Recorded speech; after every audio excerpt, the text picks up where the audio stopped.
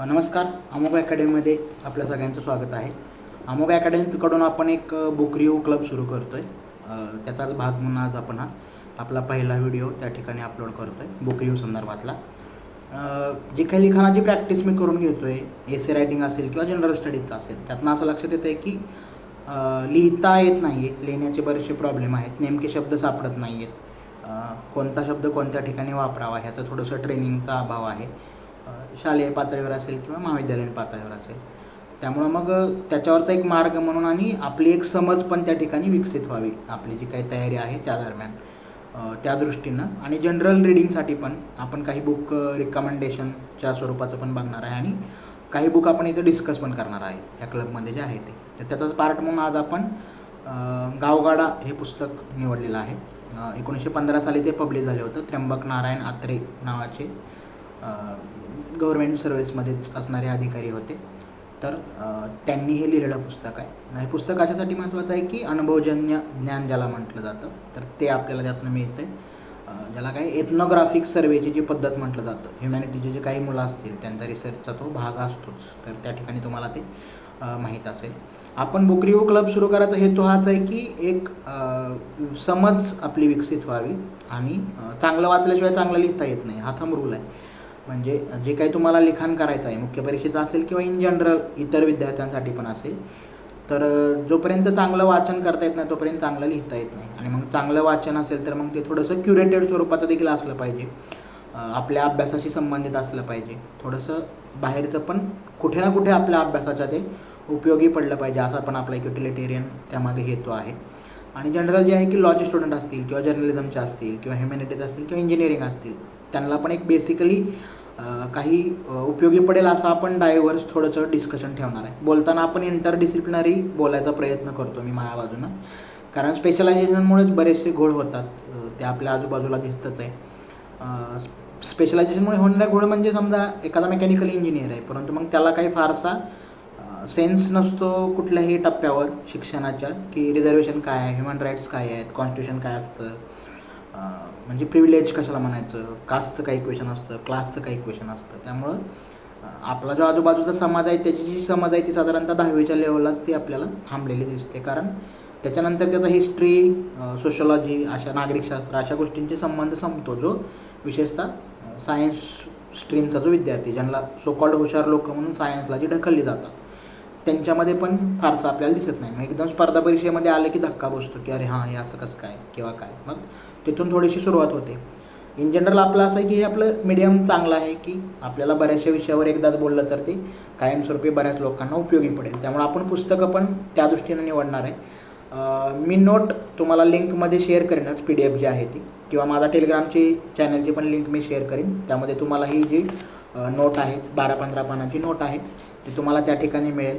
आणि मग व्हिडिओ बघताना ती नोट सोबत असू द्या, म्हणजे मी काय म्हणतो याचा अर्थ लागेल. शक्यतो प्रयत्न आहे की पुस्तक तुम्ही वाचावं स्वतः, हा त्यातला एक आहे. पण समजा वाचायचा वेळ नसेल, थोडंसं बिझी असाल, तर किमान त्यामध्ये काय म्हणलं एक तासाभराच्या व्हिडिओमध्ये आपल्याला साधारणतः कळावं की जो आपण पुस्तक निवडले त्याबद्दल एक तासभर तरी आपल्याला बोलता यावं. आणि त्यातून मग तुम्हाला एक त्याचा क्रक्स त्या ठिकाणी लक्षात यावा की नेमकं ह्या पुस्तकाचा आर्ग्युमेंट काय. आणि आपण त्या दृष्टीनं थोडीशी डायव्हर्स पुस्तकं निवडणार आहे.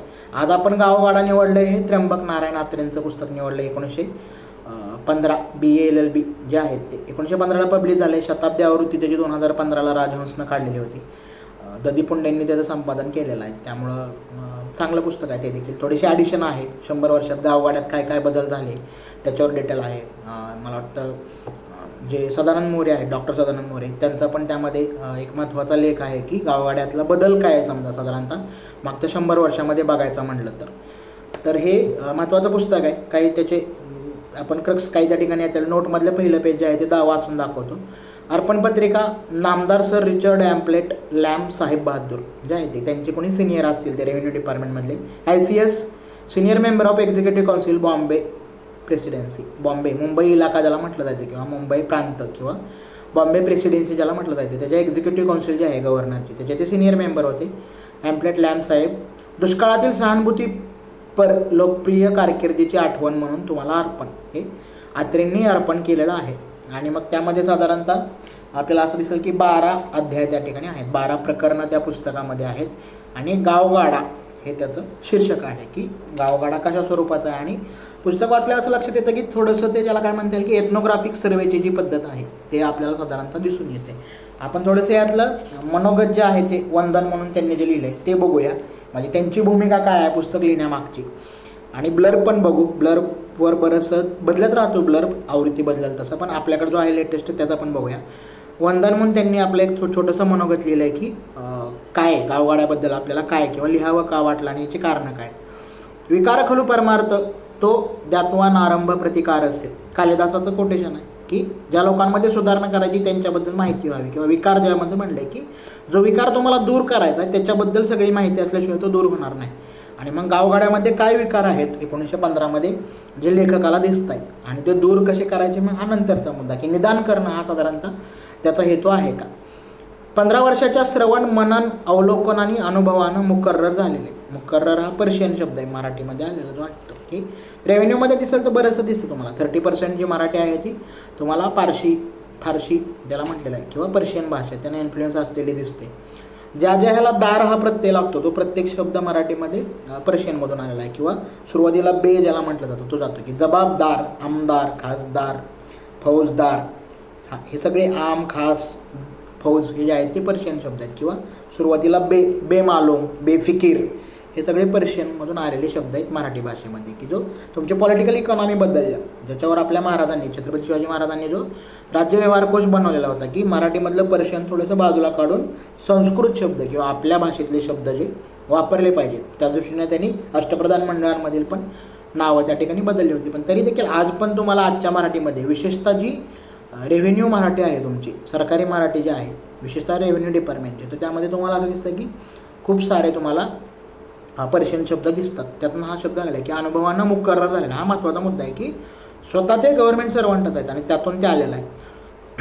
व्युत्पत्ती, इतिहास, समाजशास्त्र, मनी वगैरे वरून सुचणाऱ्या नाना प्रकारच्या प्रचलित समजुती इत्यादीच्या धोरणाने रेखाटलेले सोपपत्तिक शब्द प्रतिबिंब सादर करत आहे. सोपपत्तिक, आता हा शब्द चालू 2026च्या मराठीमध्ये फारसा तुम्हाला वाचायला मिळणार नाही, की तर्कसंग ज्याला म्हटलेलं आहे की ज्याची कारणं आहेत असंच लिखाण त्या ठिकाणी मी त्या ठिकाणी समाविष्ट केलं आहे. गावगाड्याचं आकलन साधारण मनुष्यानं करणं म्हणजे वाऱ्याची मोड बांधण्याची आकांक्षा धरण्यासारखं आहे, की वाऱ्याची मोड बांधणे म्हणजे अशक्य गोष्ट आहे साधारण मनुष्यानं करणं. मग हे जे आहे ते त्यांनी काय म्हटलेलं आहे की मी एथनोग्राफीचं सर्वेक्षण जे आहे किंवा एथनोग्राफिक सर्वे जो केला जातो त्याचं ट्रेनिंग मी घेतलेलं आहे आणि ते ब्रिटिश गव्हर्नमेंटमध्ये जे काय ट्रेनिंग केलं जायचं त्याचाच भाग म्हणून त्यांनी घेतलेला आहे आणि त्याच्या आधारे मी हे एक शब्द प्रतिबिंब सादर करत आहे. गावगाडा प्राचीन आखून दिलेला असला तरी मूळच्या ढाळावर चाललेला आहे असं बिलकुल दिसत नाही. गावगाड्याबद्दल जे म्हटलेलं आहे की त्याचं एक स्ट्रक्चर ठरलेलं आहे, परंतु त्यानुसारच तो चालते असं नाही. ते काल परत्वे त्यामध्ये बदल जे आहेत ते तुम्हाला त्या ठिकाणी दिसतात. म्हणजे जशी जशी तुमची पॉलिटिकल इकॉनॉमी बदलते तसं तसं तुम्हाला गावगाडा बदललेला दिसतो का, मग त्याच्यापासून साधारणतः डिटेल जे आहे ते डिस्क्लोजर दिलं आहे. व्यक्तीचा अथवा जातीच्या कुटाळीचा किंवा नालस्ती करण्याचा हेतू नाही. आपण आपल्या बाजूनं पण डिस्क्लोजर देऊया. गावगाड्याबद्दल बोलायचं म्हणजे जातीबद्दल बोलावं लागणार. त्यामागे हेतू आहे की हे जात वास्तव समजून घेणं आणि गावगाडा समजून घेणं. कुठल्याही जातीचा अपमान करणे, भावना दुखवणे, महापुरुषांची जातीची आपला काही हेतू त्यामध्ये नाही आहे. फक्त हे समजावं लिहिलेलं म्हणून काही जातींचा उल्लेख करणं आवश्यक आहे. जो पुस्तकातलाच त्यालाच आपण धरून बोलणार आहे, त्यामुळं त्याचे चुकीचं काही त्यातून इंटरप्रिटेशन काढू नये. व्यक्ती या जाती उपजातीसारख्या संस्थेच्या प्रेरणेनं नाचणाऱ्या बाहुल्या आहेत. हे 1915 त्यांनी लिहिलेलं आहे, जे की आज पण तसंच खरं आहे.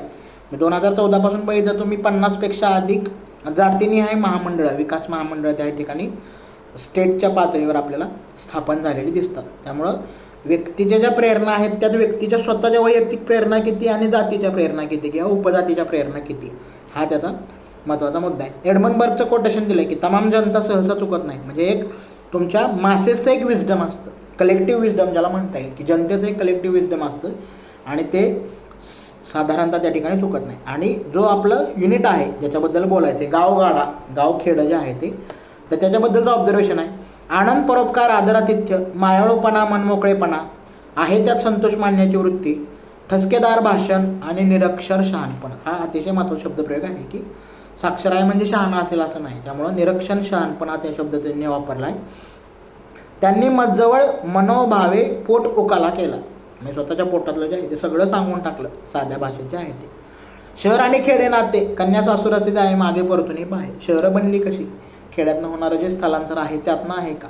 किंवा प्लॅन सिटी भारतात फारशा नाही आहे. समजा कलकत्ता बघितलं किंवा मद्रास बघितलं, चेन्नई ज्याला म्हटलं, आणि मुंबई, बॉम्बे जे आहे ते ब्रिटिशांनी हे केलेलं. पोस्ट इंडिपेंडन्स म्हटलं तर मग चंदीगड एक आहे, किंवा आता अमरावतीची समजा चर्चा चालू आहे, किंवा नवी मुंबई आहे. समजा फारशा 10पेक्षा पुढे जाता येत नाही का मग प्लॅन सिटीबद्दल जे आहे ते. आणि मग जे गावाकडून शहराकडे न येणारे लोक आहे, मग त्यांच्या आत किती गावं असतो आणि मग ते शहर किती त्या ठिकाणी अडॉप्ट करतात.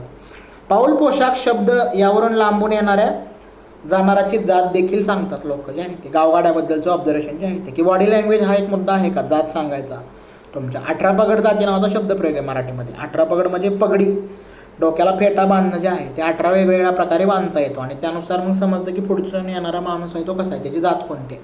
मग त्यावरून ठरणार की मी ह्याला रामराम घालायचा आहे, नमस्कार करायचा आहे, दंडवत घालायचा आहे, साष्टांग नमस्कार घालायचा आहे, का बोलायचंच नाही आहे, का रस्ता बदलायचा आहे. म्हणजे कास्टची जी हायरार्की आहे ती तुमच्या पोशाखामध्ये कशा प्रकारे दिसते. म्हणजे त्याला काय म्हणाल की सोशल रिसर्च अशा स्वरूपाचं तुमचं लिखाण त्या ठिकाणी दिसतंय. की जातीच्या चालीरीतीची माहिती कशी गोळा करावी याचं वळण मी एन्थोवेन साहेब बहादूर, सुप्रिटेंडंट एथनोग्राफिकल सर्वे मुंबई इलाका यांच्याकडून शिकलो. त्यांचं जे हेड आहेत ते एथनोवेन साहेब सुप्रिटेंडंट. सुधारण्याची योजना खेड्यापर्यंत पोहोचत नाही हे 1915 सांगता येते. म्हणजे अजून पण त्या ठिकाणी आपल्याला दिसतं की कोणत्या पोचतात आणि कोणत्या गोष्टी पोचत नाही, पोचण्याचे मार्ग कोणते, मग त्या ठिकाणी असणारे अडथळे कोणकोणत्या प्रकारचे आहेत ते. याच्यासाठी सहाय्य कोणाकोणाचं झालं ते त्यांनी सांगितले. Spencer Molesworth. मोल्सवर्थ म्हणजे मराठी टू इंग्लिश जो शब्दकोश आहे तो मोल्सवर्थने बनवलेला आहे. बेडन पॉवेल, आपलं तुमचं जे स्काउट गाईड ज्याला म्हटलेलं आहे त्याचा प्रणेता जो आहे तो. ग्रँड डफ, मराठ्यांचा इतिहास, सातारा दरबारे जो होता तो. एन्थोवेन सुप्रिटेंडंट एथनोग्राफिकल सर्वेचा. फडणीस, दांडेकर, मुजुमदार हे त्यांच्या डिपार्टमेंटमध्ये असणारी लोक जी आहेत ती. मग ह्या केसमध्ये कशा प्रकारे दिसतं की जे सहाय्य कोणाला मिळालं आहे. वंदन कर्जत जिल्हा नगर हे म्हटलेलं आहे की अहमदनगर, आत्ताचं अहिल्यानगर जे आहे ते. आषाढ शुक्ल प्रथमा शके 1837 जे आहे ते, त्यातून 78 वर्ष पुढे त्या ठिकाणी मोजता येतात. त्र्यंबक नारायण आत्रे 1872चा त्यांचा जन्म आहे. त्र्यंबक नारायण आत्रे जे आहेत ते. आणि ह्या ज्याला काय म्हटलेलं आहे की स्वतः गव्हर्नमेंट सर्वंट असल्यामुळं इन्सायडर पण बऱ्याचशा गोष्टी माहिती आहेत. आणि जे एथनोग्राफिकल सर्वे असेल किंवा डायलॉग करायची जी शैली सगळ्या गावातल्या लोकांसोबत 15 वर्ष त्यांनी ते काम केल्यानंतर जे त्यांना अनुभव मिळाला आहे, त्यामुळं दोन्हीकडचं चित्र तुम्हाला दिसतं की ब्रिटिश स्टेट कसं बघतंय खेड्यांकडं ह्याचा एक सेन्स येतो ह्यांच्या लेखनातून. आणि स्टेट खेडं आहे कसं, खेड्याचं जे स्ट्रक्चर जे कशा प्रकारचं आहे ह्याचे जे आहे ते 12 प्रकरणं आहेत. मी तुम्हाला त्याची फक्त नावं वाचून दाखवतो. भरीत, वतनवृत्ती, गाव मुकादवानी, वतन वेतन, बलुतालुत, फिरस्ते, दुकानदारी, कुणबी, फसगत, सारासार, वाटचाल आणि महायात्रा असे 12 त्या ठिकाणी शब्दप्रयोग आहेत. की 12 प्रकरणं त्या ठिकाणी आहेत. आणि भरीत हा त्यातला पहिला शब्दप्रयोग त्यांनी केलेला आहे की गाववाड्यात समाविष्ट असलेले सगळे. भरीतचा अर्थ जो आहे तो, भरीत तुमचं खाद्यपदार्थ जसं आहे की सगळ्या गोष्टी एकत्र त्या ठिकाणी केल्या जातात. त्याची सुरुवात जी आहे ती पुराणामधली गावाची व्याख्या दिली त्याने केलेली आहे की तथा शूद्रजन प्राया सुसमृद्ध कृषीवला क्षेत्रोपभोग भूमध्ये वसती ग्रामसज्ञता. की जिच्या सभोवती किर्दसार वसाहतीला किंवा वहितीला योग्य जमीन आहे आणि जिच्यामध्ये मातबर शेतकरी आणि पुष्कळसे मजूर आहेत अशा वस्तीला गाव म्हणतात. किर्दसार म्हणजे वहिताला योग्य असणारे, ज्याच्यामध्ये शेती केली जाऊ शकते अशी जमीन म्हणला किर्दसार असा शब्द त्या ठिकाणी वापरलेला आहे. की अंडर कल्टिवेशन जी जमीन आहे ती किती आहे. गावाचे 2 भाग आहेत, काळी आणि पांढरी. जिथं शेती होते, ॲक्च्युअल मशागत होते ती म्हणजे काळी, आणि जिथं तुमची वस्ती आहे, गावठाण आहे, त्याला पांढरी.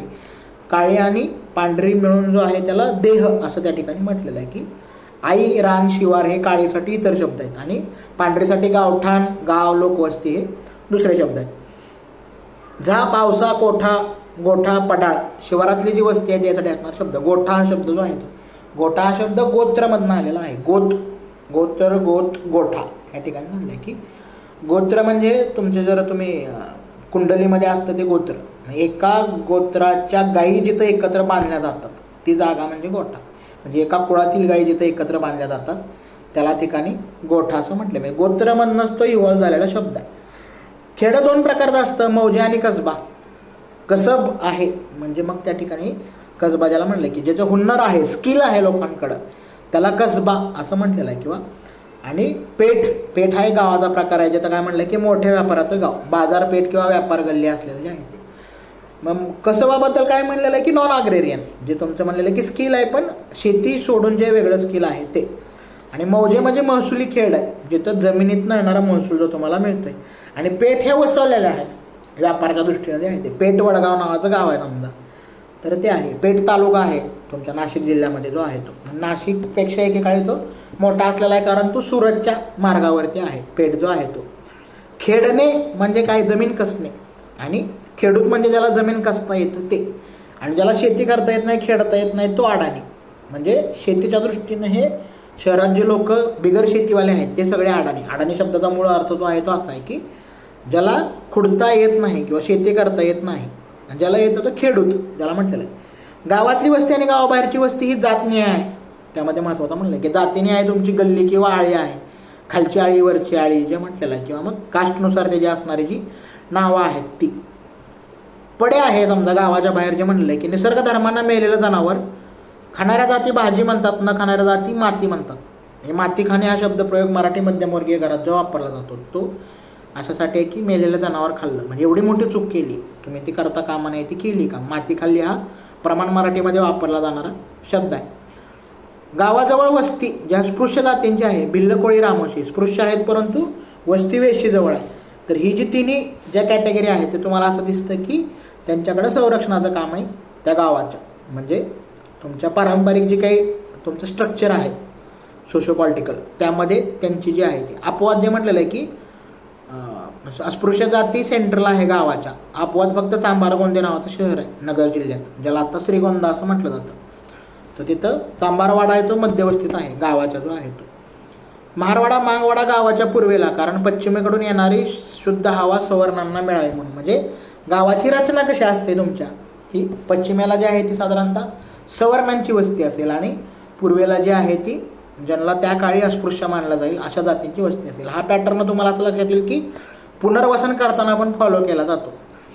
म्हणजे समजा तुमचं धरणामुळं जर एखादं गाव धरणग्रस्त झालं आणि त्याचं पुनर्वसन झालं तर ते जे प्लॉट अलॉट होतात तर त्यामध्ये पण तुम्हाला असं लक्षात येईल की अलॉट होणारे प्लॉट जे आहेत ते सवर्ण आणि ज्याला त्या काळी अस्पृश्य मानल्या जातील त्याच्यानुसार वेगळे दिसतं. आता हे तुम्हाला मागे कुठपर्यंत खेचता येतं. समजा आपण म्हणलं की ह्याचा काही हिस्टॉरिकल प्रेसिडेंट आहे का. समजा तुम्ही हडप्पाचा अभ्यास केला तर हडप्पामध्ये दोन प्रकारचे तुम्हाला म्हणजे टाऊन जे आहे ते हडप्पाचं जे आहे ते स्ट्रक्चर दिसतं की लोअर टाऊन आणि सिटॅडल अशी रचना आपल्याला दिसते.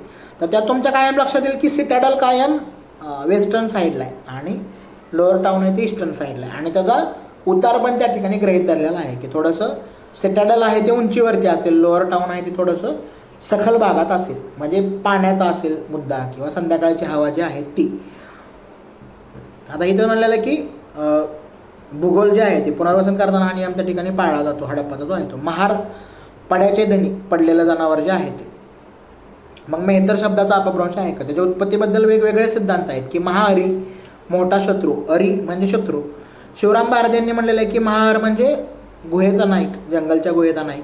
आरजी भांडारकर, भांडारकर इन्स्टिट्यूट जे नाव ज्यांच्यावर आहे ते रामकृष्ण गोपाळ भांडारकर. वैष्णविझम नावाचं पुस्तक आहे, शैविझम वैष्णविझम. मृतहार म्हणजे मेलेला जनावर ओढणारा. वेस्कर बाहेरला हे त्याचे असणारे प्रतिशब्द ज्याला म्हटलेलं आहे की. आणि नाईक हे त्याचं उपपद आहे. नाईक ही मिलिटरी रँक आहे.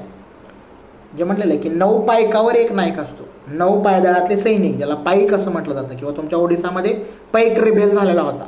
पाईक 9 पाईकवर एक नाईक असतो आणि 5 नायकावर एक हवालदार असतो. म्हणजे ते मिलिटरी रँक आहे. म्हणजे ज्याला सोल्जर जे म्हणलेलं आहे ते मिलिटरीमधले, तर हे नाईक जे आहे ते नाईकचं त्याचं सिद्धनाक होतं का. नाक हा त्याचं थोडासा म्हणजे शॉर्ट फॉर्म जे आहे तो नाक, सिद्धनाक.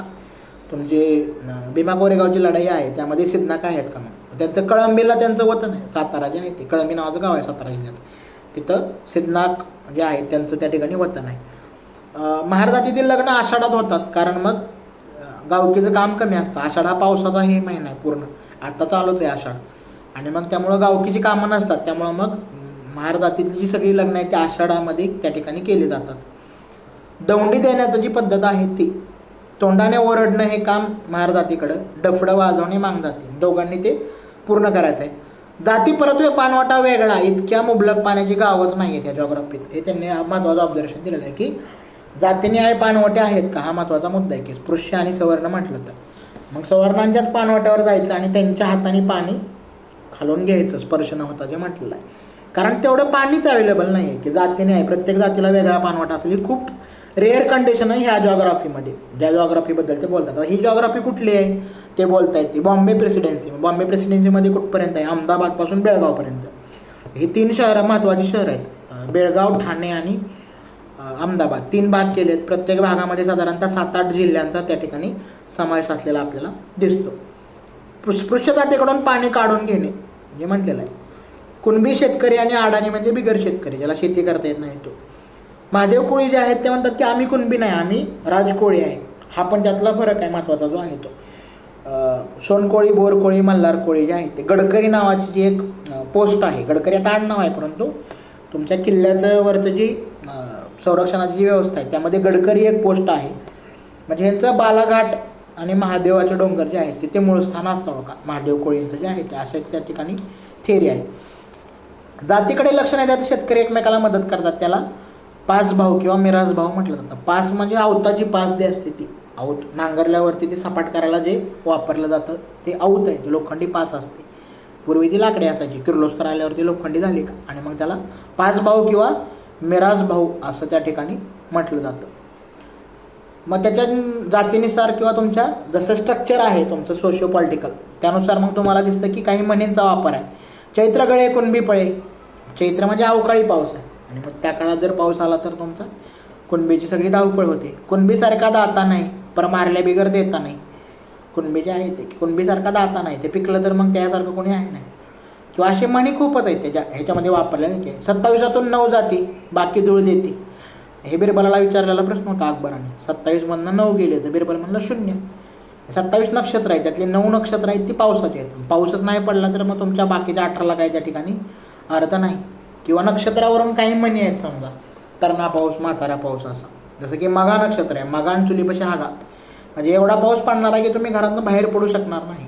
म्हणजे त्याचं विजडम जे आहे ते नेटिव्ह विजडम किंवा जगण्याशी जोडून घेतलेलं जे आहे तुमचं भूगोल असेल, हवामान असेल, ते कशा प्रकारे आहे. अजूनही 72% लोकांचे पोट शेतीवर चालते. हे 15ची आकडेवारी आहे, 1915 जे आहे ते. आत्ता समजा ते 50% आसपास आहे का, 46 ते 50% दरम्यान आहे अजून पण. पांढर पेशा ज्याला म्हटलं आहे, पांढरीवर राहणारा तो पांढर पेशा, ज्याचा उपजीविकेसाठी काळीशी संबंध नाही म्हणजे पांढर पेशा, व्हाईट कॉलर जॉब ज्याला म्हटलेलं आहे. हे कुणब्याच्या दृष्टीनं ब्राह्मण हे अडाणी ज्याला म्हटलेलं आहे की कारण शेती करता येत नाही असे ब्राह्मण आहेत का. धान्य नामष्टमो भाग षष्टो द्वादशा एव आदतीत, मनुस्मृती जे म्हटलेलं आहे की राजानं रयतेच्या उत्पन्नाचा 6वा हिस्सा घ्यावा भाग देय म्हणून. राजासाठी षष्टांश वृत्ती नावाचा शब्द आहे. वृत्ती हा इथं ॲटिट्यूड या अर्थ नाही. वृत्ती म्हणजे तुमची जगण्याची रीत, जी पद्धत आहे ती. इथे एक वर्तुळ आहे, त्याच्या बाहेर तुम्ही जाता कामा नाही. वृत्त हे रूट त्याच आहे, वर्तुळ या शब्दाचं जे रूट आहे, वृत्त म्हणजे वर्तुळच. आणि वृत्ती त्याला म्हणले की ते एक सर्कल आहे, त्याच्या बाहेर तुम्हाला जाता येणार नाही. म्हणजे षष्टांश वृत्ती 6पेक्षा जास्त तुम्ही घ्यायचा नाही आहे. धामधुमीच्या काळात 4थाई चालेल की बाबा युद्ध आहे, दुसऱ्या राजानं आक्रमण केलं आहे, त्या काळात मग 1/4 घ्यायला तुम्हाला परमिशन आहे. आणि सामसुमीच्या काळात 6वा म्हणजे 6वा हिस्सा, 6 हे त्या ठिकाणी वापरलेला शब्द आहे. राजा तोडरमल इलाही गज आणि जमीन मोजण्याचं प्रमाण जे आहे ते की अकबराच्या काळातलं जे आहे की ते काय 33 इंचाचा एक रॉड असायचा. 33 इंच किंवा 41 अंगुळ जे आहेत ते. जसं महाराजांच्या काळात काय होते की काठी होती, शिवशाही काठी, ती तुस होती ज्याला म्हटलेलं आहे की तुस म्हणजे महाराजांची जी closed fist of the king जे आहे ते. हे जे अंतर असतं, अशी जर मूठ झाकली तुम्ही तर हे जे महाराजांचं ज्या मुठीचं जे अंतर आहे ह्याला तुस म्हटलं जातं. मग हे ठराविक तुस त्या काठीची त्या ठिकाणी लांबी असते जे म्हटलेलं आहे. कानून गो जे पद आहे ते जमाबंदीचं मुख्य कामगार जे आहे की रेव्हेन्यू इन्स्पेक्टर ज्याला म्हटलं जातं ते. इथल्या रेव्हेन्यूबद्दलचा माणूस कोण आहे, मूळ मलिक अंबर, ॲबिसिनियातनं आला किंवा आत्ताचं ज्याला इथिओपिया असं म्हटलं जातं, ज्याला हबशी पण म्हटलं जातं. हबशी महल आहे तो जुन्नर जवळ जो आहे तो मलिक अंबरनं बांधलेला. मग त्यानं काय केलं की वसुलीची जबाबदारी पाटलांवर आणि कुणब्यांना जमिनीचे मालक बनवले का. खंबाटा ज्याला म्हटलेलं आहे, मलिक अंबर जे आहे ते खुलताबादलाच आहे, त्याची पण समाधी जी आहे ती. मिरासी तणख्यानं कुणब्याकडे असणारी जमीन, तिचा भोगवटा घेणारा तो मिराजदार किंवा थळकरी किंवा वतनदार. मिरास हा अरबी शब्द आहे. मिरास म्हणजे मेलेल्या माणसाची, तुमच्या पूर्वजाची जी तुम्हाला मिळणारे वारशानं प्राप्त होणारी जी मिळकत आहे त्याला मिराशी असं म्हटलं जातं. दमा मिरासदार नावाचे लेखक होते. मिरासदार म्हणजे घरात मिराशी त्या ठिकाणी असणार. खालसा, मिरासी खेरीज सरकारी वहिवाट असणारी जमीन म्हणजे खालसा. ही जमीन काही मुदतीसाठी कौलानं दिली जाईल आणि ती वहीत करणाऱ्याला उपरी म्हणत. म्हणजे बाहेरून आलेला माणूस आहे जो तो जमीन कसतोय त्याला उपरी असं म्हटलं जातं. उपऱ्या ही शिवीच आहे मराठी भाषेत जी आहे ती. कुणब्यांचे 2 भाग, मिरासदार आणि उपरी. हे माझे देवा, हे माझे मिरासी, ठाव तुझ्या पायापाशी, याचा धरील अभिमान करून आपुले जतन. हे तुकारामांनी म्हणले पांडुरंगाला की देऊन या जीव वडिला साधीला हा ठाव तुका म्हणे देवा, गुन्हा घडो माझी सेवा जी आहे ती, की ही जी आहे ती तुझी भक्ती करणं ही माझी मिराशी आहे, म्हणजे माझं वतन आहे पांडुरंगाबद्दल जे आहे ते. सारा थकला तर मिरासदार 30 वर्ष परांगणा झाल्याशिवाय खालसा करण्याचा अधिकार नाही. हा त्यातला मुद्दा आहे की 30 वर्षाची अट आहे सारा थकल्यावर सुद्धा जो आहे तो. आणि मग ते सांगतात की मुंबईमध्ये रयतवारी लागू झालेली आहे. पूर्ण पहिल्यांदा मद्रास प्रेसिडेन्सी झाली आणि त्यानंतर विंगेटचा सर्वे आहे किंवा इथला इंदापूरचा स्प्रिंगलचा सर्वे आहे 1836 1875च्या डेक्कन रायट आहेत आणि हे लिखाण आहे ते 1915चं आहे. मग त्यांनी म्हणतात की बलुतेदार आलुतेदार जे आहेत ते की बहितामध्ये कोण कोण येतं. बलुतेदार जेव्हा ज्याला कारू असं म्हटलं जातं आणि आलुतेदार म्हणजे नारू. बलुतेदार म्हणजे ज्याच्या वाचून कुणब्याचं अडतं, कुणब्याचं अडून राहू शकतं काम जे आहे ते. आणि ज्याच्या वाचून कुणब्याचं अडत नाही किंवा क्वचित अडतं तर ते म्हणजे आलुतेदार. आता 12 बलुतेदार आणि 18 आलुतेदार आहेत.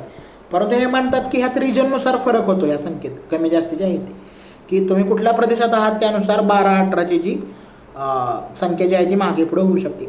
मग कुणब्याकडून जर वाटा मिळतो त्या मेहनतीसाठी त्याला बलुतं किंवा आलुतं म्हटलं जातं. त्याला आय, पेंडिकाडी, भिकणं, शेर किंवा हक्क असं म्हटलं जातं. आता हा महत्त्वाचा इंटरेस्टिंग मुद्दा आहे की हक्क पण म्हटलं जातं, कारण कास्टचा असा ह्या अँगलनं पण अभ्यास आता त्या ठिकाणी अकॅडमिकमध्ये सुरू आहे की हे बलुतेदार आहे ते ॲज अ राईट म्हणून त्याकडे बघतायत का. म्हणजे समजा आता एका बलुतेदार आहे, समजा एखादा सुतार आहे फॉर एक्झाम्पल आणि त्याचं एक कुणब्याकडं त्याचं कुळ आहे समजा, तर मग त्याचा जो तो खंड घेणार आहे कुठला, जेव्हा खळं होईल तेव्हा, गहू ज्वारी जे काही होईल तेव्हा, तर तो त्यांना सेवा किती दिली ह्याच्यावर डिपेंड नाही आहे, त्याच्या घरात माणसं किती त्यावर डिपेंड आहे. म्हणजे त्या सुताराच्या घरात माणसं जर 10 असली तर त्या 10 जणांच्या हिशोबाने त्या कुणब्याला देणं भाग आहे. त्यामुळं ह्याच्याकडं ॲज अ राईट म्हणून असं उलट्या पद्धतीने पण बघण्याची सध्या त्या ठिकाणी काही अभ्यास किंवा त्याचा दृष्टिकोन दिसतो. बलुतेदारांची ओळ आहे ज्याला काय म्हणलं प्रतिबंधी आहे, पहिली, थोरली, मधली, धाकटी जे आहेत ते, की पहिल्या प्रतीचे बलुतेदार कोण, दुसऱ्याचे कोण आणि तिसऱ्याचे कोण. हक्काने मागतो तर बलुत्या, लोभाखातर मागतो पसा मागणारा तो अलुत्या. अलुलकी नावाचा शब्द आहे जो आत्ता वापरत नाही फारसा, पण तुम्ही संत साहित्य वाचलं तर त्यामध्ये दिसतं की चोखोबाच्या काही लिखाणामध्ये अलुलकी हा शब्द दिसतो. अलुलकी म्हणजे मोहब्बत, प्रेमळ तुमचं नातं जे आहे ते स्नेहाचं नातं आहे, आत्मीयता आहे, जवळीक आहे, त्याच्यासाठी अलुलकी हा मराठीमध्ये शब्द आहे जो चोखोबांच्या लिखाणामध्ये बऱ्याचदा आपल्याला दिसतो. 12 बलुतेदारांची यादी दिली यांनी इथल्या रिजनमधली जी आहे ती बॉम्बे प्रेसिडेन्सी. चौगुला, महार, सुतार, लोहार, तांबार, कुंभार, नावी, सोनार, जोशी, परीट, गुरव आणि कोळी. आलुतेदार तेली, तांबोळी, साळी, सनगर, शिंपी, माळी, गोंधळी, डवरी, भाट, ठाकर, गोसावी, जंगम, मुलानी, वाजंत्री, गडशी, कलावंत, कोरबू आणि भोई. म्हणजे हे बदलत राहतं. हे बॉम्बे प्रेसिडेन्सीबद्दल यांनी बोलले. वस्तुस्थितीचा जे आहे ते संख्येशी कुठल्या प्रकारे मेळ नाही. आणि मग त्याला वतन जे म्हणलेलं आहे की वतन म्हणजे राहण्याची जागा, अरबी जो शब्द मूळ अर्थ आहे तो. हे तर ह्या केसमध्ये काय म्हटलं आहे, जात, धंदा किंवा वंश परंपरागत व्यवसाय, चाकरी, नेमणूक, उत्पन्न, अधिकार ह्या अर्थाने तो शब्द वापरतो. किंवा तुमची वडिलोपार्जित जी मिळकत आहे किंवा स्थावर जे आहे त्यासाठी पण वापरला जातो. आणि वतनदाराच्या संबंधी जो परस्पर व्यवहार आहे त्याला गावकी किंवा गावगाडा असं म्हटलं जातं, जे आपलं टायटल आहे. बरीत गावगाड्यात समाविष्ट असलेले सर्वजण. आणि गावाबद्दल जे म्हणलं आहे की गावाचं स्ट्रक्चर कसं आहे, गावचा बळी आणि शेजे गावचा गाढवं बळी. मग तुम्हाला त्या स्ट्रक्चरमध्ये किंमत आहे. तुमच्या जॉग्राफीमध्ये लोकेट व्हाल त्या ठिकाणी तुम्हाला किंमत आहे. गावाबद्दल जे म्हणले की संवत्सर आणि कोकमठाण, म्हणजे कुठल्या कुठल्या गावातल्या पद्धती कशा आहेत. गोपन दोंड्याची लढाई होती, अजून पण होते ती. कोपरगाव तालुका जो आहे तो 1 लाख किंवा अधिक लोकसंख्येची फक्त 27 शहरं आहेत. 1915चा डाटा सांगतात, म्हणजे त्याला बॅकिंग 1911 जो आपल्याला दिसतंय का सेन्सस जो आहे तो. सत्ता बदलली तरी दिनचर्येत बदल नाही. हा प्री ब्रिटिशचं सगळ्यात मोठं वैशिष्ट्य आहे की इथं शक आले, कुशाण आले, हुन आले, पार्थियन आले, सुलतान आले, मुघल आले, तुर्क आले, खिलजी आले, कोणी गुलाम आले, ऐबक आले, पण त्यांनी गावाचं स्ट्रक्चर फारसं त्या ठिकाणी बदललेलं नाही, ते इम्पॅक्ट ठेवलेलं आहे. म्हणजे राजधानीत काही आमूलाग्र बदल झाला, क्रांती झाली, तरी तुमच्या गावाला फारसा धक्का लागत नाही. ब्रिटिश आल्यावर हे मोठ्या प्रमाणावर हल्लेलं आहे, कारण ब्रिटिशांनी जे काही आर्थिक धोरणं राबवली, विशेषतः रेव्हेन्यू असेल किंवा इतर असतील, त्यामुळं मग ते गावगाड्याचं जे चक्र आहे तेच मोडलं. चक्र इन द सेन्स कसं म्हटलं जातं की ज्याच्या केंद्रस्थानी शेतकरी आहे आणि त्याच्या पेरीफेरीवरती आहेत ते सगळे बलुतेदार आहेत, त्याच्या बाहेरचं सर्कल आहे ते आलुतेदारांचं सर्कल, आणि मग त्याचं जे इंटरॅक्शन होतं त्यानुसार ते गाव गाडा चालतो. त्या गाड्याचं जे चाक आहे त्याच्या केंद्रस्थानी शेतकरी किंवा कुणबी ज्याला म्हटलेलं आहे ते. मग हे चौगुला महसूल खजिन्यात भरणे, पाटलाच्या सोबत जी काही कामं करायला लागतात सहाय्यक म्हणून. महार म्हणजे ग्रामसीमा, संदेशवहन, संरक्षण, प्रशासकीय मदतनीस, साक्ष महत्त्वाची मांडलेली आहे. तुमच्या गावाचे व्यवहार आहेत, भोगवट आहे, वहिवाट आहे, उरुळी कुठं ठोकायची दगडाची, जे मोजलेली जमीन जी आहे त्याची. तर या सगळ्या केसमध्ये महार व्यक्तीची साक्षीही महत्त्वाची आहे. सुतार शेतीचे अवजार देणं जे आहे ते. तांबोळी, तांबूलमधून आलेला शब्द आहे तो. तांबूल म्हणजे पान, जे पान, चुना, सुपारी, तंबाखू ह्याचा व्यवसाय करतात ते. साळी, विणकाम, सनगर, गोंगडी विणणे. मग त्यामध्ये फरक आहे, धनगर कॅटेगरी जे आहे ते. धनगर वेगळे, सनगर वेगळे, जिनगर वेगळे. मेंढी पाळणारे वेगळे, त्याची मेंढीपासून लोकरीपासून गोंगडी विणणारे वेगळे. जिन, जे घोड्यावर बसायला लागतं ते जिन विणणारे वेगळे. डवरी, गोसावी, नाथपंथी जे म्हटलेलं आहे की भिक्षा मागणे, डमरू, सारंगी, त्यांची भाषा सांकेतिक आहे. भाट, ज्याच्याकडे सगळं तुमचं कुळाचं सगळं रेकॉर्ड असतं, ज्याला हेळवी पण म्हटलं जातं. गोसावी, बैरागी, शैव आणि वैष्णव आहेत दोन्ही, ज्याला म्हटलेलं आहे की गोसावी आणि बैरागी जे आहेत ते. बोही, मासेमारी, मुलानी, इर्जिक आणि इतर जे आहेत ते. गडशी, सनई, चौघडा, नगारा वाजवणारे लोक जे आहेत ते. तर ही साधारणतः इंट्रो भरीत ज्याला म्हटलेलं आहे ते आहे. दुसरा टॉपिक आहे वतन वृत्ती. ज्याला म्हटलं की वडिलार्जित व्यवसाय म्हणजे वतन वृत्ती. वृत्ती या शब्दाचा अर्थ मी सांगितला मगाशी की वृत्ती म्हणजे तुमच्या जी जगण्याची एक रीत आहे ती पडलेली आहे ती, त्याच्या बाहेरचं वर्तन नसावं, जे म्हणलेलं वृत्ती. वडिलार्जित व्यवसाय मग हे कंटिन्युटी कशामुळे आहे एवढी, कास्ट सिस्टम ज्याला म्हटलेलं आहे त्याची, किंवा वर्णातून जाते आल्या असं पण म्हटलं जातं मग त्याची. तर त्याचं कारण आहे की मिळकत आहे ती आहे, तुम्हाला नवीन काही डोकं लावायचं नाही आहे. तुम्ही लहान आहे तर मग तुम्ही वडिलांकडूनच तुमचा व्यवसाय शिकताय. कुणबी असेल तर कुणबिकीचा शिकताय, ब्राह्मण असेल तर मग त्या प्रकारचं शिक्षण आहे, ग्रंथ किंवा इतर पूजा सांगणे जे आहे ते. सुतार असेल तर सुतारकाम, लोहार असेल तर लोहारकाम, कुंभार असेल तर कुंभारकाम. म्हणजे तुम्हाला तुमच्या व्यवसायाच्या बाहेर जायची गरज नाही. लहानपणापासून घरात ट्रेनिंग आहे, तुमची मिळकत फिक्स आहे आणि ज्ञान घरात मिळतं आहे, त्यामुळे तुम्हाला गावाच्या बाहेर जायची गरज नाही. त्यामुळे असं तुम्हाला दिसत नाही की कोणी म्हणजे महाराष्ट्रातला किंवा भारतातला माणूस गेला आहे आणि त्यानं अमेरिकेचा शोध लावला आहे, असं कुठंही दिसत नाही. त्याचं कारणच ते आहे की गड्या आपला गाव बारा जे आहे ते, तर त्या सोशल स्ट्रक्चरमधनं ते येतं आहे की आपल्या गावाच्या बाहेर पडायचं नाही, म्हणजे म्हटलेलं आहे. आता इथं काय मन काय दिली त्यांनी, म्हणजे हे वडिलोर्जित जे आहे ते. जावयाबर जेवावं आणि मुलाबरोबर शिकावं. जावयाबरोबर जेवावं आणि मुलाबरोबर शिकावं. जावया आल्यावर जे काही तुमचा पाहुणचार असणार आहे त्याला तोड नाही. जावयाची 13वा ग्रह ज्याला म्हटलेलं आहे ते. आणि मुलाबरोबर शिकावं म्हणजे वडील मुलाला जे शिकवणार ते कुणाला शिकवणार नाही. आता हे कुठनं आलं आहे, हे महाभारतात पण ह्याचं एक उदाहरण आहे. द्रोण जे आहेत ते, द्रोणांकडं अश्वत्थामा पण शिक्षण घेतोय, कौरव पण शिक्षण घेतात आणि पांडव पण शिक्षण घेतात. तर मग द्रोण जेव्हा या सगळ्यांना पाणी आणायला लावायचे तेव्हा अश्वत्थाम्याला एक मोठ्या तोंडाचं मातीचं भांडं दिलं जायचं, जेणेकरून त्याचं ते भांडं पटकन भरावं आणि तो इतरांच्या अगोदर माझ्यापर्यंत पोचावा. आणि कौरव पांडवांना छोटं तोंड असलेलं मातीचं भांडं दिलं जायचं. आणि जेव्हा तो येईल कौरव पांडवांच्या अगोदर, त्यांना ते छोटं तोंडाचं भांड्याचं भरायला वेळ लागणार, त्या वेळात ते एका अस्त्राचे मंत्र शिकवायचे अश्वत्थामाला. म्हणजे 100 गोष्टी शिकवल्या कौरव पांडवांना, तर 101 गोष्टी तो मुलाला शिकवणार. एक गोष्ट अशी शिकवणार आहे जी कौरव पांडवांना माहीत नाही, म्हणून म्हटलंय मुलाबरोबर शिकावं. पण हे एकदा अर्जुनाच्या हे लक्षात आलं, कंटिन्यू जे आहे ते, की दररोज असं होतं आहे की अश्वत्थाम्याचं भांडं पटकन भरतंय आणि आपल्या आधी तो द्रोणांपर्यंत पोचतोय. मग ते कुतूहल आहे की असं का होतं. आणि मग अर्जुन एक दिवस तो विचारतो आणि मग त्यावेळेस द्रोण खोटं बोलू शकत नाहीत आणि ते अस्त्र अश्वत्थामाला पण देतात आणि अर्जुनाला पण देतात. त्याला नारायणास्त्र म्हटलंय की त्यामध्ये ते आवरता येणं हे पण त्या ठिकाणी जमलं पाहिजे जे आहे ते. मग हे तुम्हाला त्या ठिकाणी ती गोष्ट दिसते की जातीबद्दल जी आहे ती. जोपर्यंत कसब साधे सोपं आहे, प्रावीण्याचा भाग नाही, तोपर्यंत ही परंपरा व्याज चालते का. एक्सलन्स नाहीच आहे त्यात काही. म्हणजे मी काम किती करायचं आहे, सुतार काम म्हणून मी केलं किंवा लोहार काम म्हणून केलं किंवा कुंभार म्हणून केलं, माझ्या कुणाची तक्रार येऊ नये इतपत.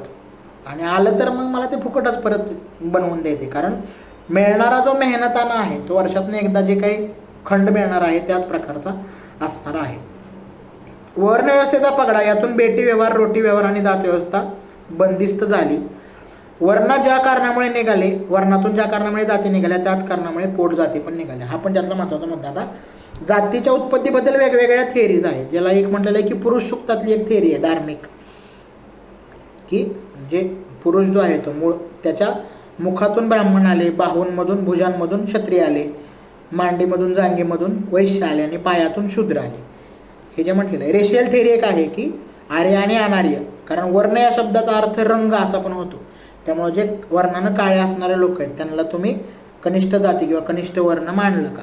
आणि त्यानंतरची जी आहे ती व्यवसायातून आलेल्या जाती, की तुम्ही एक स्पेसिफिक व्यवसाय होते आणि त्यातनं ते व्यवसायाचे नियम कठोर बनत गेले आणि एक व्यवसाय दुसऱ्याला करू दिला नाही, मग त्यातनं व्यवसायाचं जातीत रूपांतर झालेलं आहे का. आणि तिसरा मुद्दा, चौथा मुद्दा जो आहे तो की वर्णसंकरातून जाती आल्या. हा पण त्यातला एक महत्त्वाचा हायपोथेसिस आहे की आता वर्णव्यवस्था कधी टिकेल आहे अशी, जर त्या वर्णातल्या पुरुषांनी त्याच वर्णातल्या स्त्रीबरोबर लग्न केलं. समजा क्षत्रिय पुरुष आहे त्यानं क्षत्रियबरोबरच लग्न केलं तर समाजात 4च गट राहणार, क्षत्रिय, ब्राह्मण, वैश्य, शूद्र. पण आता स्त्री पुरुष संबंध ही अशी गोष्ट आहे की जेवढे तुम्ही त्याला चौकट घालाल तेवढ्या बाहेर जाण्याची वृत्ती माणसाची त्यातून दिसते. त्यामुळं मग वर्णसंकर झाला. संकर म्हणजे मिश्रण ज्याला म्हटलेलं आहे की ब्राह्मण स्त्री आहे आणि समजा तिचा इतर वर्ण पुरुषाशी संबंध आला तर मग त्यातनं जी संतती झाली तिला मग त्यांनी त्या वर्णाच्या सिस्टीममध्ये ठेवलं नाही, तिला जाती दिली आणि ती वेगळ्या प्रकारची दिली. आणि अनुलोम विवाह आणि प्रतिलोम विवाह ही त्यातनं आलेली कन्सेप्ट आहे. अनुलोम म्हणजे काय की सो कॉल्ड हायर वर्णाचा पुरुष आणि सो कॉल्ड लोअर वर्णाची स्त्री ह्यांचा जर विवाह झाला तर तो मान्य आहे, त्याला अनुलोम विवाह म्हटलं आहे. आणि सो कॉल्ड हायर वर्णाची स्त्री आणि सो कॉल्ड लोअर वर्णाचा पुरुष ह्यांचा जर विवाह आला किंवा शरीर संबंध झाला तर त्याला प्रतिलोम विवाह असं म्हटलेलं आहे. आणि प्रतिलोमला मान्यता नाही, म्हणजे हायर स्त्रीनं लोअर पुरुषाशी संबंध ठेवायचे नाही, सो कॉल्ड जे आहे ते. त्यामुळे तुमच्या असं लक्षात येतं की ह्यातनं जी संतती निर्माण झाली, ह्यातनं जी संतती निर्माण झाली त्याला त्यांनी शक्यतो जी घाणेरडी कामं आहेत किंवा ज्या कामाला प्रतिष्ठान आहे अशी कामं त्या जातींना दिली, कारण तो प्रतिलोमातनं निर्माण झालेले आहेत आणि ते त्याला बॅन करायचं आहे व्यवस्थेला, वर्णव्यवस्थेला ते चालू द्यायचं नाही आहे. त्यामुळं मग ब्राह्मण स्त्री आणि शूद्र पुरुष ह्यांच्यातून जी ह्यांची जी संतती निर्माण झाली तिला चांडाळ म्हटलं किंवा डोंग म्हटलं.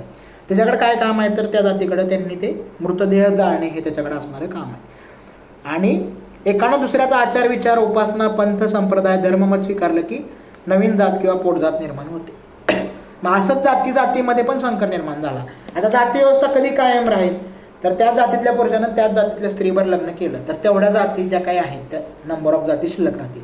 परंतु परत जशी तुमची पॉलिटिकल इकॉनॉमी बदलणार, प्रेफरन्सेस बदलणार, तसं मग तुमच्या ह्या जातीच्या पुरुषाचा त्या जातीतल्या स्त्रीशी संबंध येणार आणि त्यातनं एक नवी जात त्या ठिकाणी निर्माण होणार. ज्याला मराठीमध्ये म्हण आहे 12 पुरबय्ये आणि 14 चुली. पुरबय्ये म्हणजे हे गंगेजवळची लोक, बय्ये नॉर्दर्न बेल्टमधली लोक, गायपट्ट्यातली लोक, मग त्यांचं 14 चुली. कारण एक जण दुसऱ्याच्या हातचं खात नाही, हा त्यातला महत्त्वाचा मुद्दा आहे की समाजाची स्थिती जी आहे ती एकमत कुठल्याही प्रकारचं नाही आहे. बाहेरच्या लोकांनी राज्य करायचं कारणच एवढं आहे की इथलाच एखादा घटक त्याला पटकन ॲडजस्ट होतोय जे आहे ते. हे कुठलंही तुम्ही पकडा, अगदी तुम्ही शक, पार्थियन, कुशाण, होन, अलेक्झांडर ते अगदी ब्रिटिशांपर्यंत बाहेरचं कुणीही येऊन तुमच्यावर इथं राज्य करून जातं 100, 150, 200, 300 वर्ष जे आहे ते. तर मग त्याचं कारणच हे आहे की ही जी एक ज्याला काय म्हणलं की फुल्यांनी वापरलेला शब्द आहे की लोकांचं एकमय होणे. नेशन कशाला म्हणायचं की आपण एक आहोत असं लोकांना वाटत नाही आणि ह्यातला एक गट आहे तो मग आपले हितसंबंध आणि ते बाहेरून आलेले लोक आहे त्याच्याशी आपले हितसंबंध जोडून घेतो. त्याच्या घरी तो चाकरीला राहतो, त्याचे ॲडमिनिस्ट्रेशन बघतो, त्याचं रेव्हेन्यू बघतो, त्याच्या मिलिटरीमध्ये जातो आणि मग इथलं जे आहे स्ट्रक्चर ते आहे असं इंटॅक्ट ठेवायचं जातीचा प्रयत्न करतो. जातीमध्ये प्रादेशिक ओळख पण आहे, हा पण महत्त्वाचा मुद्दा आहे की reason is as strong as caste if not more. जे म्हटलेलं आहे की तुमचं रिजन ही कास्टच्या जवळजवळ तेवढी स्ट्रॉंग कॅटेगरी आहे जी आहे ती. म्हणजे कोकणी मराठा, मारवाडी ब्राह्मण जे म्हटलेलं आहे तसं की ब्राह्मण कुठल्या प्रकारे. आता किरगुळ ब्राह्मण नावाचा एक महाराष्ट्रामध्ये एक जात आहे, किरगुळ ब्राह्मण. ह्याला पंक्ती दूषक असं म्हटलेलं आहे की जे काही इतर ब्राह्मण जाती आहेत हे ह्याच्यासोबत पंक्तीला सुद्धा बसत नाहीत. हे समजा करकंब आहे पंढरपूर जिल्ह्यात तालुक्यातलं, किंवा निमगाव आहे सोलापूर जिल्ह्यात, किंवा परिंचा म्हणून गाव आहे इथं बारामतीजवळ, हे तर हे तुम्हाला तिरगुड आढळतात. तर त्यांचं कारण आहे की त्यांनी शेतीचा व्यवसाय स्वीकारला ब्राह्मण असून, आणि ती एकच कुठले नागवेलीच्या पानांची फक्त शेती करायची. मग त्यांनी शेती स्वीकारल्यामुळे त्यांचा कुणब्यांबरोबर संबंध कंटिन्यू यायला लागला. त्यांच्या भाषेमध्ये कुणब्यांच्या भाषेतले शब्द आले. त्यामुळं मग जे उच्च वर्णीय उच्च जातीय ब्राह्मण आहेत ते काही ह्यांना पंक्तीला बसत नाही. त्याला पंक्ती दूषक असा शब्द त्या ठिकाणी वापरला आहे. पुजारी जातीचे पण भेद आहेत. म्हणजे तुम्ही कुठल्या देवाची पूजा करता त्यावरून तुमची जात आहे. शंकराची असाल तर तुम्ही गुरव आहे, देवीची पूजा करताय तर भोपे आहे, गोंधळी आहे, आराध्य आहे, भूती आहे, भैरोबाचा असेल तर भराडी आहे, खंडोबाचा असेल तर गोसावी आहे, वाघे आहे किंवा डवरी आहे, डवरी गोसावी ज्याला म्हटलेलं आहे. पांचाळ ही कॅटेगरी, त्यामध्ये 5-6 जाती आहेत वेगवेगळ्या. त्या सगळ्या स्किल ज्याला म्हटलेलं आहे की सोनार, लोहार, घिसाडी, कासार, जिनगर, तांबट, म्हणजे विश्वकर्माचे आम्ही वंशज आहे असं पण त्या ठिकाणी त्यांच्यामध्ये तुम्हाला दिसतं. चांबड्याचे काम करणाऱ्या धंद्याची पोटकामे, मांग, महार, होलार, ढोर, चांभार, की कोणी कुठला व्यवसाय करायचा. होलार, महार, मांग याचे जोडे बनवतात. महार संबळ वाजवतात पण कडं वाजवत नाहीत. म्हणजे वाद्य कोणी वाजवायचं ह्याचं पण एक जातीचं स्ट्रक्चर आहे. हे तुम्हाला आत्ता ह्या कंटेम्पररी म्हणलं तर SM कृष्णांचं एक पुस्तक आलं आहे की एक जात आहे जिने ख्रिश्चनिटी जरी स्वीकारली तरी तिला ते विशिष्ट प्रकारे तबला किंवा आपल्याकडे जसं मृदुंग असतो किंवा पकवाद ज्याला म्हटलं आहे तसं दाक्षिणात ते एक वाद्य आहे. तर ते त्याला वाजवायची, म्हणजे त्याला बनवायची परमिशन आहे, वाजवायची नाही. त्याच्यावर SM कृष्णांचं बरंचसं लिखाण आहे. मांग कडे वाजवतात पण ढोल नाही, हलगी वाजवतात मांग. ढोल हे मांग गारुड्याने वाजवायचं. म्हणजे ह्याचं जे ह्यांनी म्हणलं आहे की अस्पृश्य मानल्या जाणाऱ्या जाती देखील त्यांच्यात एकमेकाचे विटाळ पाळतात. म्हणजे हे पेक्युलर लक्षण आहे जात व्यवस्थेचं की एक जात जी आहे ती त्याच्या जातीलाच फक्त समकक्ष मानते. एकतर दुसरी समोर कुणीही जात आली तर ती त्याच्या वरची मानते किंवा खालची मानते. भारतातला माणूस आपल्या इक्वल दुसऱ्या कोणाला समजत नाही. एकतर माझ्यापेक्षा वर कुणीतरी असेल किंवा खाली कुणीतरी असेल, आणि मग मला वरची हाकलायची अशी कायम भीती वाटते. म्हणजे हाणायची मला बाजूला.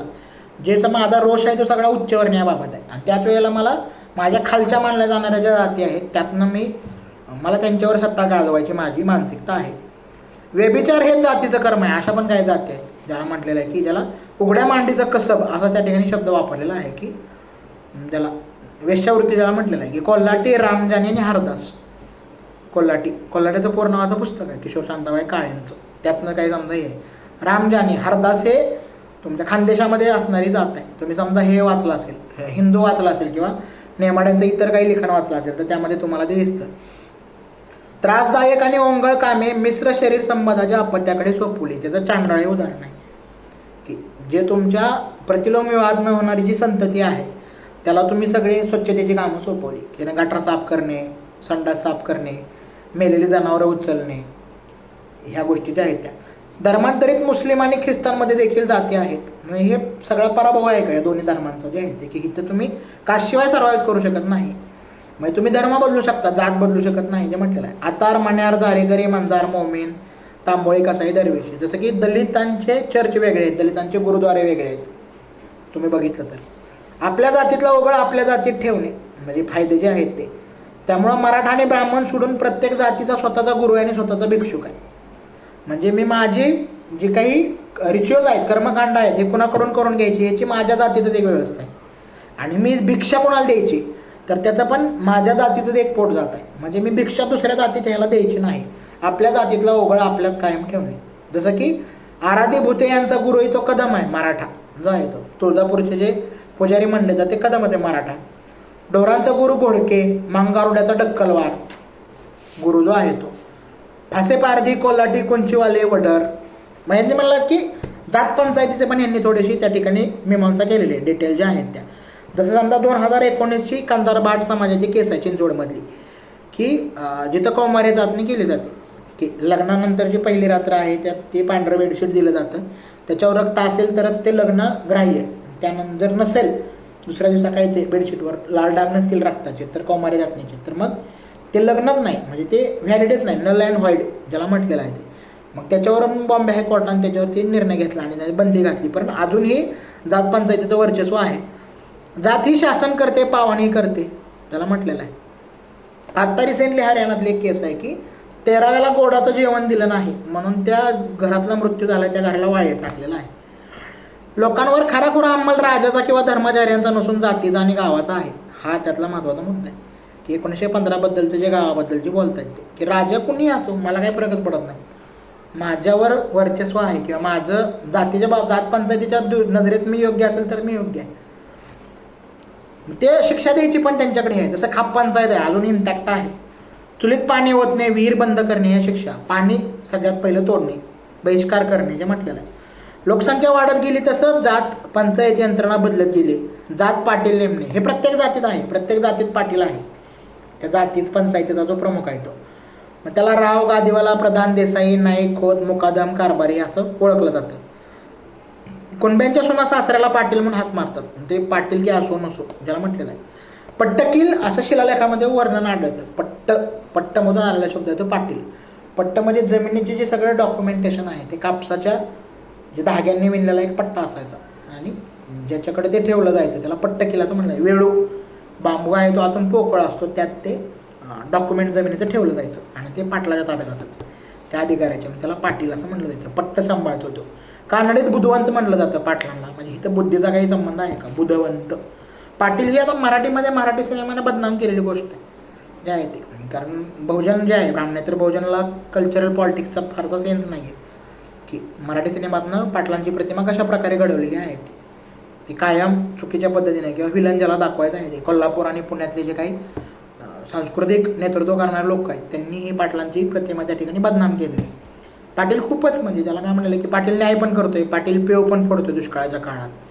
जसं म्हटलं जातं की आता अजून थोडं लांब जायचं म्हटलं तर काय म्हणलं की गावाची रचना करताना पाटलाचं घर कुठं आहे तर माऱ्याच्या ठिकाणी. म्हणजे परचक्र आलं तर मग मारा कुठं बसणार आहे, तोप कुठं हे होणार आहे, तर मग ते पाटलाचं घर पाडलं की संपलं, ते गाव ताब्यात आलं. अशा दृष्टीनं आहे का? जसं मग हे थोडंसं ॲनॉलॉजी वापरायची झालं चाणक्याची, तर चाणक्यानं काय म्हणलेलं आहे की जसं पाटलाला गावचा राजा म्हटलं जातं तर चाणक्य म्हणतो की राजा हा बोकड आहे. राजाला धष्टपुष्ट ठेवायचं, राजाला राणी असते, जनानखाना असतो, राजाला चांगलं चुंगलं खायला असतं, राजाचा हातपाय दाबायला नौकर असतात. हे सगळं काय तर राजा हा बोकड आहे जो प्रजेच्या कल्याणासाठी कधीही कापला जाऊ शकतो. तसं पाटील आहे का ज्याला म्हटलेलं आहे? कारण ते स्ट्रक्चर त्या प्रकारचे आहे, गावची संरचना जी आहे ती. चौगुले जे म्हटलेलं की महसूल गोळा करणे आणि पाटलाचा तैनाती आणि हुजऱ्या. पाटलाची कामे जातीच्या वतीने इतरांशी बोलणे, जात पंचायत बोलवणे, तंटा मिटवणे, शासन करणे, लॉ अँड ऑर्डर डिटेल. गुन्हेगारी जातीत आजही न्याय जातीमार्फतच होतो. हा पण महत्त्वाचा मुद्दा आहे. ज्याला क्रिमिनल ट्राईब म्हणलं होतं ब्रिटिशांनी यादी केली अशी की ह्या या जाती आहेत त्या क्रिमिनलच आहेत जन्मापासूनच, हे पारधीनपासून जे म्हटलेलं आहे. नंतर ते त्यांचा स्वातंत्र्य दिन वेगळा असतो. नेहरू गव्हर्नमेंटनं नंतर ते ॲक्ट रद्द केलं, ती तारीख त्या ठिकाणी त्यांनी स्वातंत्र्य दिन म्हणून स्वीकारलेली आहे, ऑगस्टची एंडची आहे ती तारीख. तर मग त्याला जे म्हणले पण अजून पण हे होतं ज्याला काय म्हणलं की दिव्य करणं किंवा इमान किंवा प्रमाण, म्हणजे उकळता त्याला हात घालायला लावतं की मी चोरी केली नाही मग मी उकळता त्याला हात घालतो. जर माझ्या हाताला काय झालं नाही याचा अर्थ मी प्रूव्ह झालो की मी निर्दोष आहे, माझा हात भाजला, फोड आले म्हणजे मीच चोरी केली. म्हणजे हे छांदोग्य उपनिषदामध्ये ही स्टोरी आहे. आरुणी नावाचे ऋषी होते आणि त्यांचा मुलगा जो आहे तो श्वेतकेतू. मग ते श्वेतकेतूला सांगतात की चोरी केली नसेल तर तुम्हाला त्या ठिकाणी काय होणार नाही. तुम्ही गरम असा तप्त परशु हातात धरला, कोराड हातात धरली तरी तुम्हाला भाजणार नाही, कारण आत्म्याला सत्याचं आवरण असतं, आत्म्याला जे सत्याचं आवरण असतं त्यामुळे मग होणार नाही असं. अजून पण त्या ठिकाणी होतं ते. जंगमपेक्षा स्थावर संपत्तीला जास्त मान आहे. जंगम म्हणजे मुव्हेबल प्रॉपर्टी, स्थावर म्हणजे इमूव्हेबल. जमीन ही स्थावर प्रॉपर्टी, सोनं ही जंगम प्रॉपर्टी. जंगम जे म्हटले फिरस्तीची लोक असतात त्यांना पण जंगम म्हटलं जातं. राजानं स्थावर नेमणुका करणे हेच स्थैर्याचं गमक आहे जे शिवाजी महाराजांनी मोडून काढलेलं होतं की तुम्हाला कॅश, सगळं जे स्टेटचे सगळे लोक आहेत त्यांना कॅशमध्ये वेतन दिलं जाईल, पगार जो आहे तो तुम्हाला स्थावर काही दिलं जाणार नाही. उलटपालन पुढच्या गावाला चाल ही फिरस्ती लोकांसाठी असणारी म्हण आहे किंवा जिप्सी ज्याला म्हटलेलं आहे. मध्यवर्ती सरकारचा दाब राजधानी बाहेर क्वचित आढळून येतो. हे ब्रिटिश येईपर्यंत ही 100% खरं असणारी गोष्ट आहे की राजधानीत काही जरी झालं, एका राजाने दुसऱ्या राजाला मारलं, दुसऱ्याने तिसऱ्याला मारलं, गावात फारसा काही फरक पडत नाही. त्यामुळं गावाची जी वृत्ती दिसते तुम्हाला, गावात तुम्हाला अजून पण जी गोष्ट एखादी 1000 वर्षापासून चालू आहे ती तशीच चालू असलेली दिसते किंवा ती मेंटली लोकांच्या मानसिकतेचा भाग दिसते. त्याचं कारण असते की ब्रिटिशांना आल्यानंतर ते स्ट्रक्चर हल्ले, तोपर्यंत ते हल्लेलं नव्हतं. इनाम जे दिलं जातं त्याचे 2 भाग, संधी आणि निस्बत. सनदी म्हणजे राजानं दिलेलं, सिव्हिल सर्वंट, सनदी सेवक म्हटलं जातं. आणि गावानं गावच्या संबंधावर दिलं जातं ते निस्बत. सनदीला एक ऑथॉरिटी आहे, सनदी म्हणले की स्टँडर्डायझेशन त्या ठिकाणी आहे, सँक्शन ऑथॉरिटी ज्याला म्हटलं आहे. लष्करी मुलकी नोकरीच्या शर्तीवर जे दिलं जातं ते जहागीर किंवा सरंजाम. म्हणजे वतन वेगळे, इनाम वेगळे आणि जहागीर वेगळी आहे. तुम्ही लष्करी आणि मुलकी सेवा देत असाल राजाला, तर त्याच्या बदल्यात जी जमीन तुम्हाला मिळते ती म्हणजे जहागीर. जहागीरदार आडनाव पण असतं, मराठ्यांमध्ये आहे, ब्राह्मणांमध्ये आहे, मुस्लिमांमध्ये पण आहे. देवस्थान, दर्गा, समाधी, मशीद ह्याच्यासाठी दिलं जातं ते इनाम असतं. गावकी घरकी कामं करणाऱ्यांना दिलं जातं ते इनाम आहे. इनाम म्हणजे स्वामित्व हक्क नाही, फक्त महसुलामध्ये अंशता किंवा पूर्णता सूट, हा महत्त्वाचा मुद्दा आहे. जहागिरीला मालकी आहे, महसूलामध्ये इनाम म्हणजे मालकी हक्क नाही आहे. इनाममध्ये काय म्हणलं की दुमाला आणि परबारा. दुमाला, उपळे दुमाला नावाचं गाव आहे, दुमाला जे आहे ते. परबारा म्हणजे अप्रत्यक्ष. तर ही साधारणतः पहिल्या 2 चॅप्टरमधली आपली चर्चा. आपण हे पार्टमध्ये करूया, कारण हे 1-1 तासाची साधारणतः 2-3 पार्ट आपले या ठिकाणी होतील. हेतू हाच आहे की महाराष्ट्राबद्दल स्पेसिफिकली आणि जनरल मग भारताबद्दल बरंच बोलता येईल, पण आपण डायव्हर्स टॉपिक घेऊन एखादं त्या प्रकारचं पुस्तक निवडून थोडंसं इंटरडिसिप्लिनरी बोलायचा प्रयत्न करणार आहे. त्याचाच भाग म्हणून आज आपण ही सुरुवात केली आहे. बुक रिव्ह्यू नंतर आपण वेगवेगळे ऑनलाईन स्वरूपात घेणार आहे. त्याच्यासाठी तुम्हाला जर नाव नोंदवायचं असेल तर मी टेलिग्राम लिंक देतो आहे आपल्या चॅनलची, त्याच्यावर आपले मोबाईल नंबर डिटेल्स सगळे आहेत. डिस्क्रिप्शनमध्ये मी ह्या नोटची PDF पण देतो, किंवा टेलिग्राम चॅनलला पण मी PDF त्या ठिकाणी टाकून ठेवतो. ज्यांना जॉईन करायचं आहे त्यांनी जॉईन व्हा. इतर कोर्सेसची पण माहिती आपल्या टेलिग्राम चॅनलवर असेल. मी रायटिंग कोर्स असेल, एसेचा असेल, किंवा ज्या काही अपकमिंग बॅचेस आहेत त्याच्या डिटेल ज्या आहेत त्या. बुक रिव्ह्यू आपण कंटिन्यू करत राहू. त्याचा पहिला पार्ट म्हणून आज आपण हे सुरुवात त्या ठिकाणी केली. अजून 10 प्रकरणं आहेत, ती पण आपण टप्प्याटप्प्याने या प्रकारे घेऊया की 1-1 तासाच्या स्वरूपात आपल्याला जेवढं जास्त बोलता येईल एखाद्या घटकाबद्दल तर तेवढं आपण बोलणार आहोत. तुम्हाला हा व्हिडिओ कसा वाटला, इनिशिएटिव्ह कसा वाटला त्याबद्दल मला कमेंटमध्ये सांगा, किंवा व्हॉट्सॲपला नंबर आहे त्याच्यावर जरी, किंवा इन्स्टाला जरी सांगितलं तरी त्या ठिकाणी चालेल. आता मी थांबतो. नेक्स्ट पार्ट आपण लवकरच त्या ठिकाणी अपलोड करत आहोत.